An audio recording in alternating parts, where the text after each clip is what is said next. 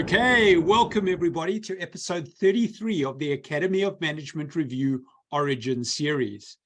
This is the series, as you know, in which we take you behind the curtain of AMR papers that are in press, so have recently been written, in order to try and understand the story behind those papers, what the authors did to come up with their ideas, to develop those ideas, to put them into the submission process and then revise and resubmit to the point where the paper's actually been accepted.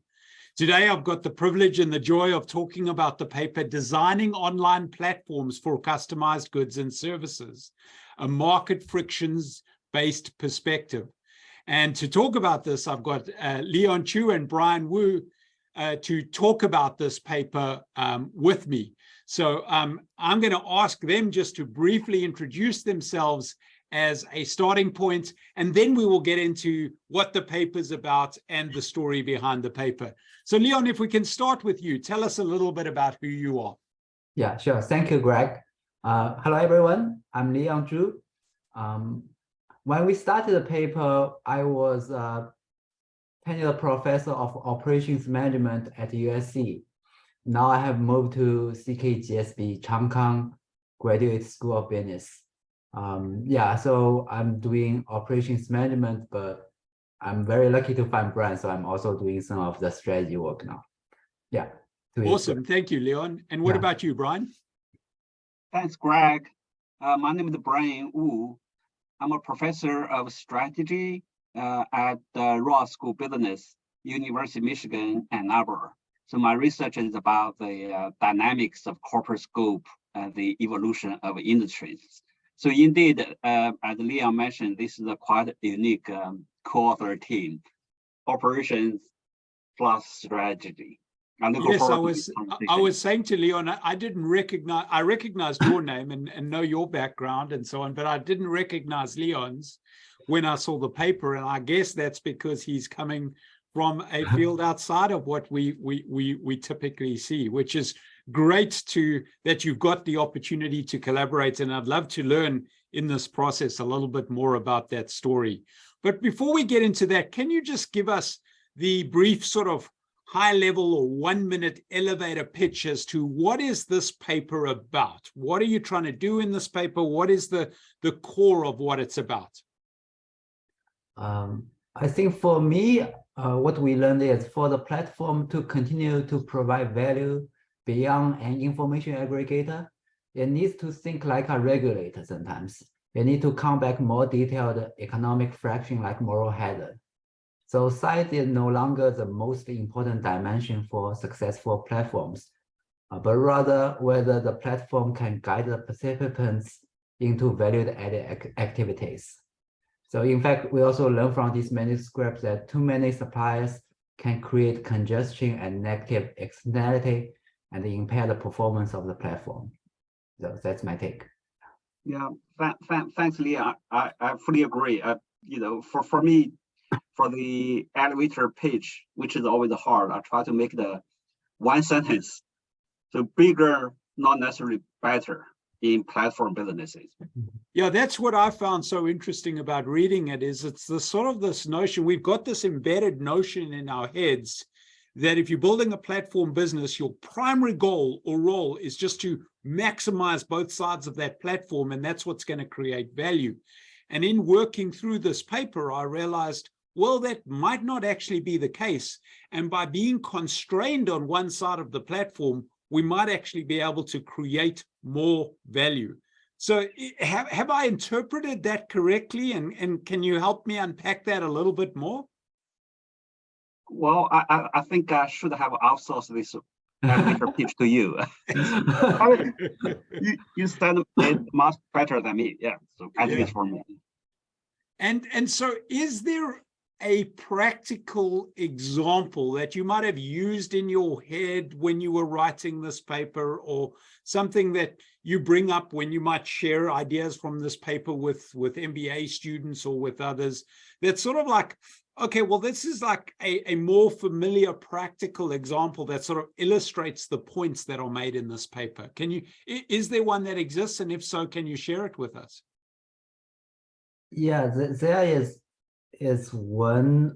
We have in fact a Chinese case about a company called Tubatu. So in China, we might use that case to talk to the MBA students. And you bring that up in the discussion section of the paper. Is that right? Yeah. Yeah. Yeah. What about you, Brian? Any ideas that you're using in either in a class or somewhere else in a discussion within the sort of US context? Well, I think that's a great question, because especially you mentioned in the US context, right? So in fact, I think as our conversation goes on, we'll talk more about the origin of this idea, right? So actually we got the idea from the Chinese context, right? So where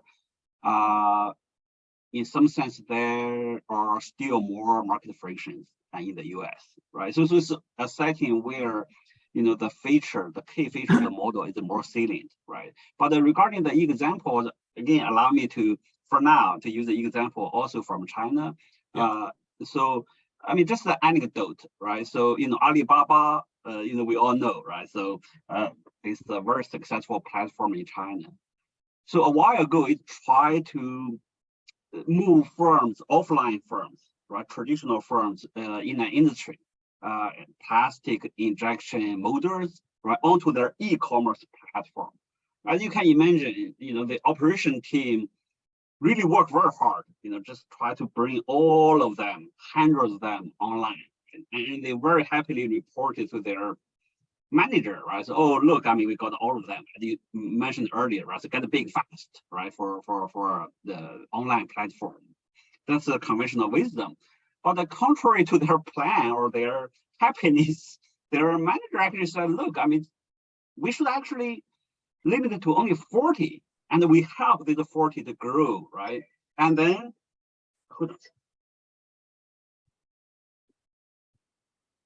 Wow, I lost you somehow.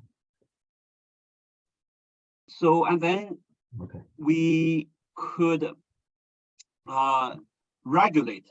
By regulate, I'm not talking about the government type of regulate, but as what Leon shared, right? So the platform owners now can curb the moral hazard, curb those bad behavior that hurt consumer welfare, right? But in return, if they really indeed behave well, the platform can give them more businesses. So that now, in other words, in order to create this threat, you kind of need to also give them reward. Now, if you had brought all 400 onto the platform, the competition is too fierce, right? And it's no longer attractive for any of them to stay on the platform, to fear, almost for the lack of a better word, fear the threat of being kicked out of the platform, right? So in any case, without going further into the details, I want to end with the outcome of this anecdote. Over 1 year, more than half of those off-platform molders or firms perished, they failed, while those on the platform, 40 of them prospered, right? In part because the traffic directing the user base, of the Alibaba, right? So now the whole idea is that in some sense the platform accelerated the industry consolidation process, right? Of overly crowded, overly competitive industry like 400, 500 firms, right? So into a more stable, more welfare generating equilibrium, right? So again, going back to your point, right? I think both Leon and I like to use such examples or cases from China for now.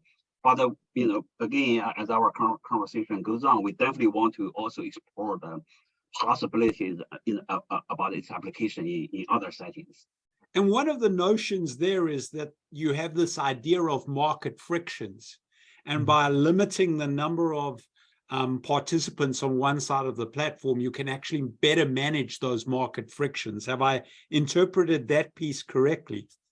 Yeah, yes and no. I think yes, you can manage it, but in our paper, actually, we didn't talk about managing the fraction directly. You just reduce them. We talk about reputation building.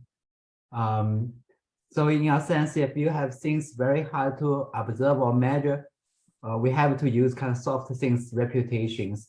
And in China, as Brian mentioned earlier, we have kind of overcapacity everywhere, and we don't have much reputation for a lot of industries. And there are just too much competitions. The firm just try to survive each single day. And just add on to Brian mentioned about the Alibaba B2B story. The original word, actually that's what the former CEO of that section. He said, online and offline actually have no difference if you just bring everybody online. So if you have chaotic situation offline, you're gonna have chaotic situation online. So we have to do some changes. So that's his insight. Yeah, so after we finish all the modeling, as we try to wrap up the manuscript, that's a story we find. It's like, oh, someone know that years ago. But Yeah. you encapsulate it in a more formal theoretical perspective and help a broader audience understand it than just someone who's dealing with it day to day. Yes. Yeah.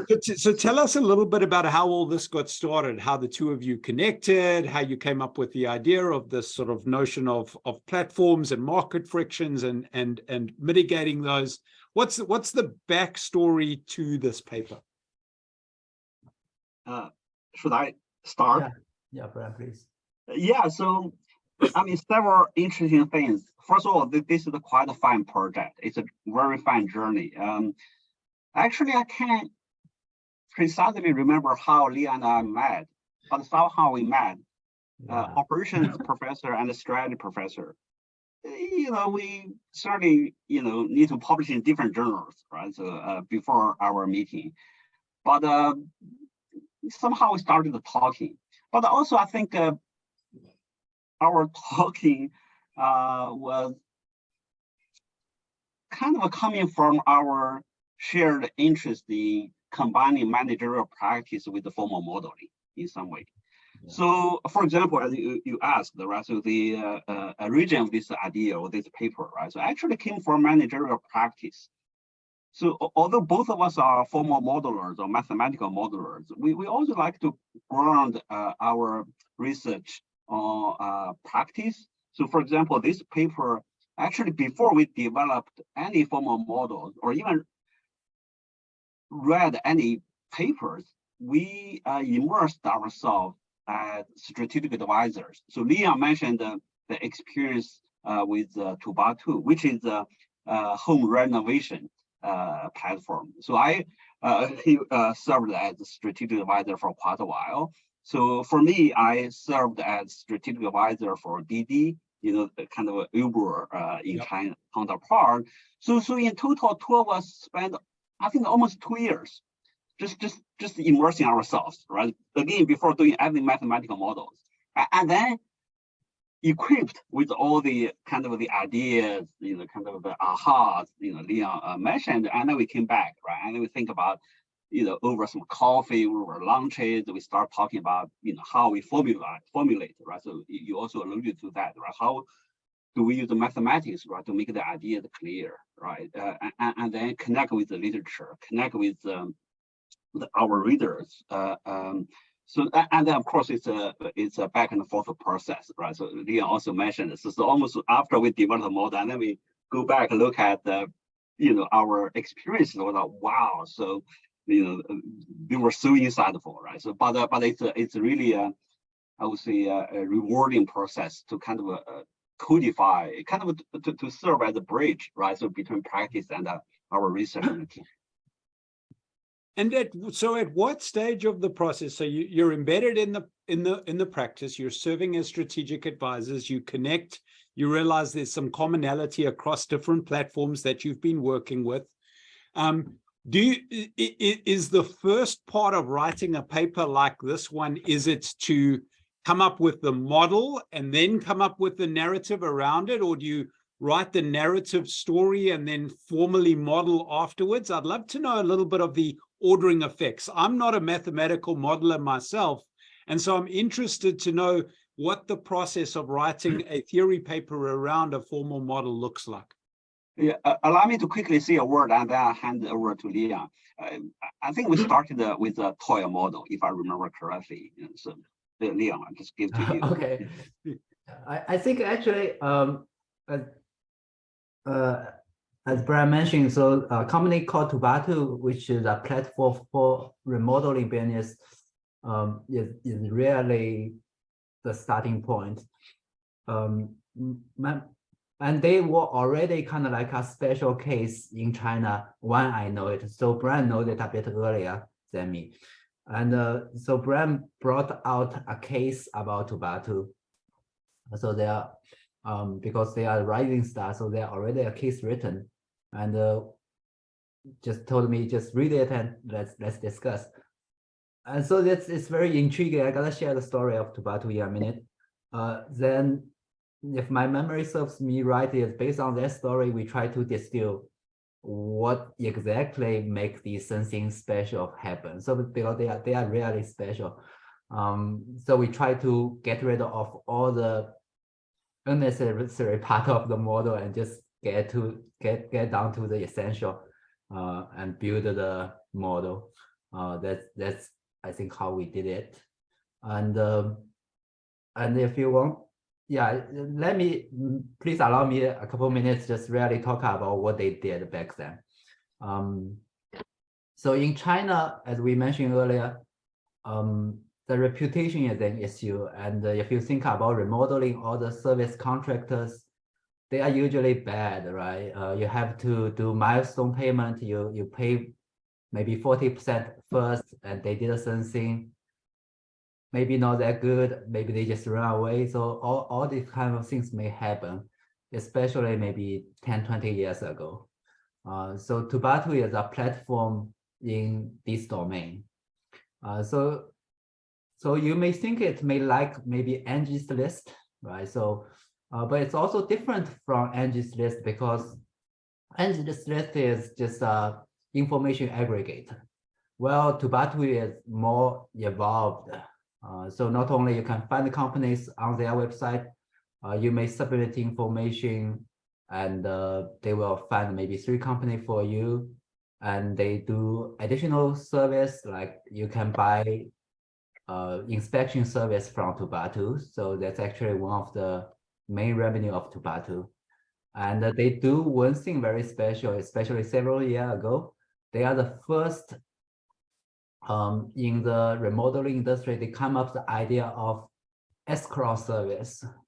So you will pay Tubatu in a sense. And once the inspection is done, Tubatu will release the money to the companies, to the contractors. Then you move on to the next stage. So this is really special. So a very natural question is, how did they do it, right? Because contractor will refuse to cooperate. In old days, they will get their money first, then they will have all the flexibilities. Now they won't, right? So why do they cooperate? So as we get involved in the company, we talk to the founder and the CEO of Tubatu. And he told us not only he received all the objections from contractors, he received all the objections from his high-level managers as well. So the managers say, all the company will leave, then we don't have anything left on our platform. How can we run it, right? So there was a fight. He had to fire 2 managers and to push it through. And as those people predicted, most of the company left. There was only one company agree with the term. And later on, I also asked the CEO again, I said, how were you so confident? What if all the people left? And he actually told me, he talked to the CEOs of those contractor service provider before. He talked to the contractor beforehand. He know at least one company will willing to stay. So he was confident was a try. So anyway, so this is a small side story. So there one company remain in Shenzhen. The whole city, there only one company remain. And so when customer come, they actually have some organic customer demand because they share their lamps. So when customer come, this is the only company available. So if you are the company, you actually see lots of demand coming in, and you don't have to compete with other contractors. You just see lots of demand, and you know those customers gonna write a review on the platform. So what happens is this company is really doing a great job. They build a strong reputation, and they are busy all the time, fully utilized in a sense, because there are so many customers wants to come for their service. So other companies, other contractors see this, yeah, it actually works. If you are willing to accept the term of escrow service, get the payment later, do a good job, you're gonna have demand. So they rejoin the platform in a sense. So the platform grows. So that's really one of the early important decisions CEO made. So we have this fascinating story, and we just really think, okay, how can we make a model out of it and write a paper about this to share with the world, I think. Yeah. So you write the paper.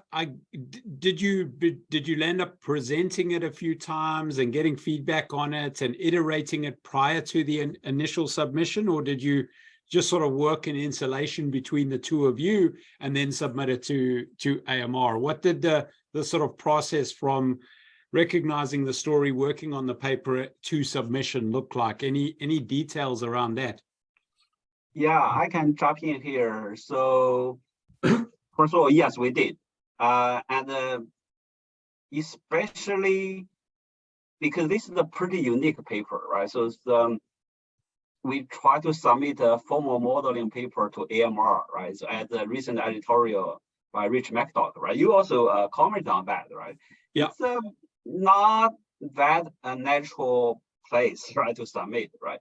Therefore, we not only present the paper in several places, but that we intentionally present the paper to audiences who are not technical or mathematical or modeling audiences, so that we kind of try to get the feedback, right? So how can we make the model accessible, right, to a broader audience?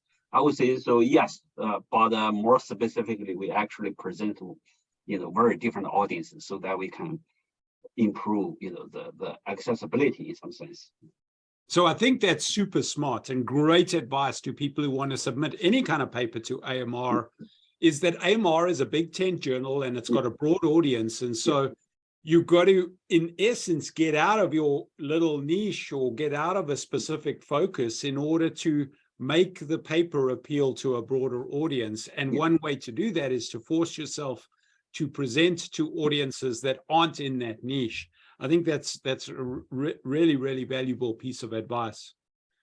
And then what about in the actual, now you've submitted it and now you're going through the R&R process, what were some other interesting features or things that you learned through that process that might have helped develop or evolve the paper? So what happened during that process, and what did you take away from it? Well, so I would say mostly the same as the experience of other scholars. I mean, the listeners of this series can also, refer to other videos. But I think, as I mentioned earlier, right? So we kind of want to share what's unique about this paper. Yeah. So even though our idea generation process was essentially ethnographic, right? So we are not ethnographic scholars, but it was essentially an ethnographic experience.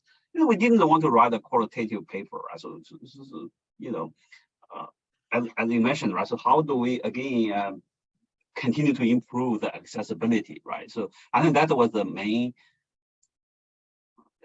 I wouldn't say obstacle, but I would really call it the motivation, inspiration, right? So that kept us, just the going through the process. But so really we spend a lot of time. I cannot emphasize more, making our formal model accessible to the general readers. So again, as I mentioned, right, this is quite consistent with what Rich McDougall and many of us, right, who made the comments on that editorial, right? So and what you also summarized. But also I want to end this part of interaction with a quote from our social editor, Joe Mahoney. I think you guys, you're also a social editor. I mean, you guys just write it so well. It's actually an endnote in the final acceptance letter. Joe wrote that. Allow me to read it a little bit. It's quite fun. Always in the endnote, right? So you tend to write something more interesting. Yeah. He said that being technically rigorous and simultaneously being readable for the general reader shows a rare skill that is highly undervalued, in my judgment, within academia. He said, also, right, so to your question about the revision, right, how we convince the reviewers. He said that reviewers were especially impressed by the improved clarity in the revision, which was essential, in my view, for the successful outcome at the AMR. He also commented that you improve the revision will likely lead to many more readers noting your contribution to the research literature. But further, the reviewers commented that the paper has genuine theoretical and practical insights to offer. Your article has the rigor of a disciplinary work and the kind of relevance one would expect from a business consultant. Simply put, it is an example of business school scholarship at its best. So I was like, wow. So it's after all the efforts or struggles, right? So to go through the revision process, which I would say pretty common, I think, across any papers. But I think in our experience, what's unique is our genuine effort to connect in the mathematical model with general readers, I have to say. Yeah. And I think that's the challenge for anyone who wants to do it's a challenge. In particular, a mathematical model for AMR. Interestingly enough, one of the other interviews I've just done is with Hart Posen and Michael Lieblin and John Chen. Yeah. And they've also done a mathematical model. So we're hearing that more and more of these papers are coming out and are getting a voice and getting exposure at AMR. But still, for a lot of people, what the background to these papers looks like is a little bit ambiguous or unclear. And so you sharing your story is extremely helpful. So thank you. Yeah. So adding to what you just shared, exactly, right? So because AMR, as you said, is a big tent, is for the entire academy, right? It's diverse, right? It welcomes different approaches, right? But not that AMR doesn't welcome certain type of research. It's just that you have to, right? So make the kind of accessible, make the fit, right? So in our case, as we have been discussing, really, actually not just the model with the literature, but actually model with practice. So as shared, we spent 2 years, right? So even before we develop any mathematical model, and then we try to incorporate that into the publication. Okay. So, I mean, I think there's three interesting pillars that this paper is built on. It's built on the practice experience, and having spent that time in the field, so to speak, without it being empirical. It's built on the rigorous mathematical modeling that you do in order to understand what's going on in the field, and then it's built on the careful writing to make it accessible to a broader audience. And if any one of those things breaks down or falls down, the paper is probably not going to be as strong as what it would otherwise be. Now, I want to just ask a question, because you both clearly, English is a second language for both of you, and yet you're forced to or required to write in English and make it really, really a technical subject, really, really accessible. Is there any kind of advice or insight or perspective you could give to other first language English speakers who are trying to write conceptual papers or just trying to write any academic paper that makes it easier to either get stuff down in English or edit it or make it more accessible. And maybe you don't have any advice. Maybe it's just hard work, or maybe you just got to do it. But is there anything that you would say to maybe a PhD student coming up who's from China or from Europe somewhere where English isn't their first language that might help them better write or be better prepared or better enabled to write academic papers? I think Brian probably is a better write-off way too. So I will leave the main question to him. I only have one comment. I would say, if you're a student, try to boil down to the fundamental logic as simple as possible if you want to do mathematical modeling. So just stick with the most basic logic. Yeah, so I fully agree. I think the first order principle should be clear. I think, I mean, of course, the AMR, there are so many excellent writers. I mean, like Greg yourself, right? It's just impossible to. I mean, yes, we can emulate, but it just take an example, right? So it might take you, let's say, 3 days to write a quite decent manuscript. Even now, it might take me 3 months to do the same. No, I'm being very serious. I don't know about Leon, but I came to this country like 26. Before then, I barely spoke or wrote in English. Just imagine you are doing something or article in Chinese now. So, yeah, it is crazy. But I mean, see, I did try many different approaches, follow different suggestions. But in the end, I have to say that I think Leon is right. So just if you are not a native speaker, right? So maybe you should indeed do more in terms of the essence, right? So in terms of, forget about all the fluffy stuff, right? So focus on the logic, right? So that's one. The second is that I have to say that doesn't mean that we should give up, right? So on the writing the writing, right? So not like all the mathematical formulas, right? So I think genuinely, I think a writer's job is really to, how should I say? I mean, at least, right, to make it easier for people to get it, right? So it's our job almost, right? So because essentially we are wasting other people's time to read, our writing. So at least make it enjoyable in some way, right? So I learned from different people. I mean, for me, so far still I have to write and rewrite and rewrite. I mean, unfortunately, and I get feedback from copy editors, from friends, from colleagues, right? So ask them not just the grammar stuff, right? Grammar is fine now, especially nowadays, right? So with all the tools, I mean, it's really about the clarity, about communication, right? It's about the building conversation with your readers, right? So that's and also I heard I'm trying to implement now, even though I'm like 45, 46, I'm still learning. I heard that maybe you pick a few good writers articles, right, and then just decompose sentence by sentence, right, and also the structure, and then try to emulate. I heard different things and then read more. So, but I really appreciate you ask this question, because indeed it's been to me the biggest obstacle in my scholarship, and I would imagine it's also the case for many scholars, right, from outside English-speaking countries. Yeah.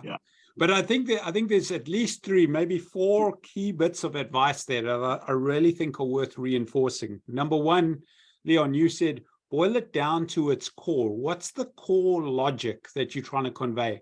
And don't worry about all the fluff around that to start off with. Start off with what's the core logic. Secondly, you said, try and write that core logic as clearly as possible. Focus on clarity. Clarity is number one. Not trying to sound too academic or trying to sound smart or trying to, one up your advisor or sound like your advisor even. Just focus on being clear. Number three is recognize that if you are a non-English first language speaker, that it's probably going to take more time, and just build that into your own expectations and invest the time to make the paper clearer, more logical, to make it work it out. And then number four, as part of that process of clarity and time, get feedback from others and ask them to point things out, because it's through that you ultimately learn. And I think anyone who's from outside of an English speaking country who's trying to write for AMR or for AMJ or for ASQ or SMJ or wherever else that's an English language journal, those four things are certainly going to help a lot. And just recognize that this is something that needs to be worked on and needs to be cleared. So I think you articulated that very, very nicely. Thank you. So finally, what impact do you hope that this paper will have in terms of its influence on either future theorizing or future empirical work or actual practice or even policy? Where do you hope its impact will be? Who do you hope is going to read it, and what impact do you hope that it will have on them?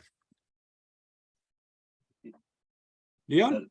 Of course, we hope both academics and practitioners can learn from this paper. And as we mentioned China early, so China has this overcapacity problem.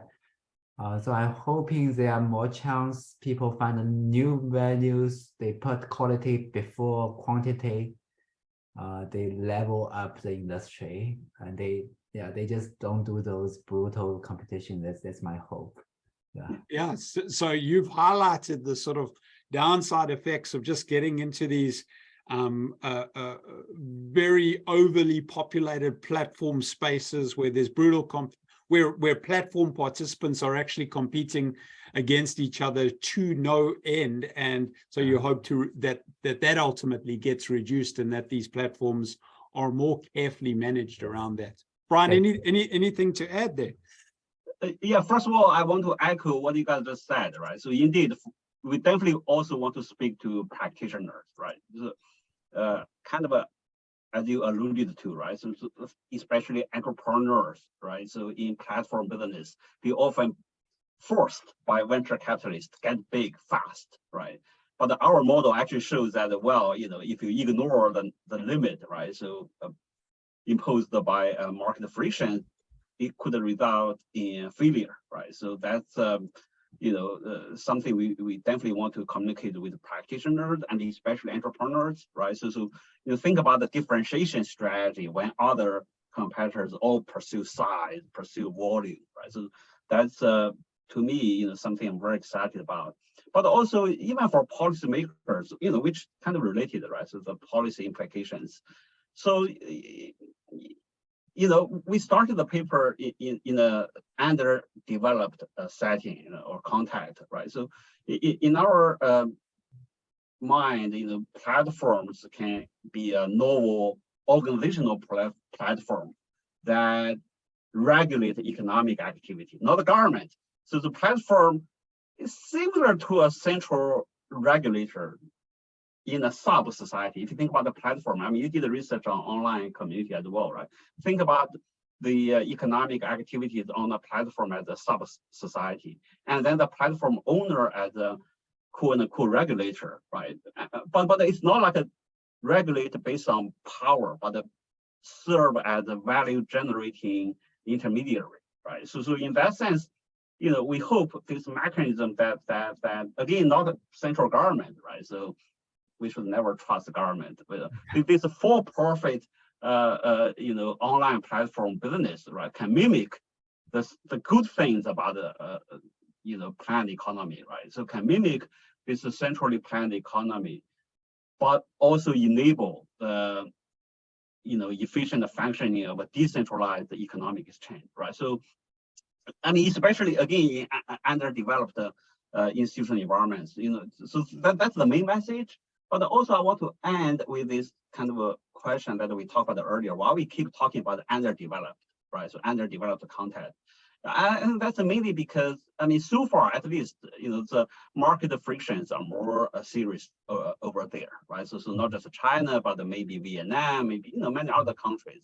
Africa, which is where I'm originally from, you see lots of market friction. Yeah, exactly, right? The friction tends to be more serious, in part because of the lack of a priority score system, certified organizations, small claim courts, all that, right? But this doesn't mean that market friction don't exist in advanced economies. Like even in the U.S., especially in new industries like a fintech. I mean, we have been hearing all the scary stories, right? I definitely think new regulations, new models should be developed to understand, in such a new setting, essentially in normal settings, right?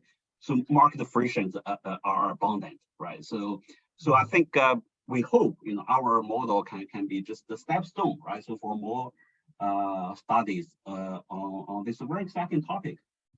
So that's what I took away from it, from sort of a theory advancement standpoint, is certainly any strategy scholar who's interested, or even economic scholar who's interested in market frictions. And secondly, all of those many people nowadays who are studying platforms and appreciating sort of platform strategy, platform economics, platform scaling or descaling, or platform economies and so on. So all of those kinds of people are going to find huge value in number one, reading this paper, understanding the concepts behind it, and then applying or integrating those concepts into their own theorizing and empirical research. So I think it's got good implications, or powerful or important implications for future theory, for empirical research, certainly for practice, as you've illustrated, and then potentially for policy at both the macro and more micro level. So thank you for being willing to talk to us about the backstory of the paper, for sharing with us how you came up with this fascinating idea. And I think it's novel, and it's interesting, and also shedding light on the development and evolution of a mathematical model-based paper, as opposed to the more typical or traditional paper that we see in AMR, which tends to be more narrative and propositional in its style. So really appreciate it, Leon and Brian. Thank you so much for spending the time with us. Thank you, Greg. No, thank you. Really appreciate your comments.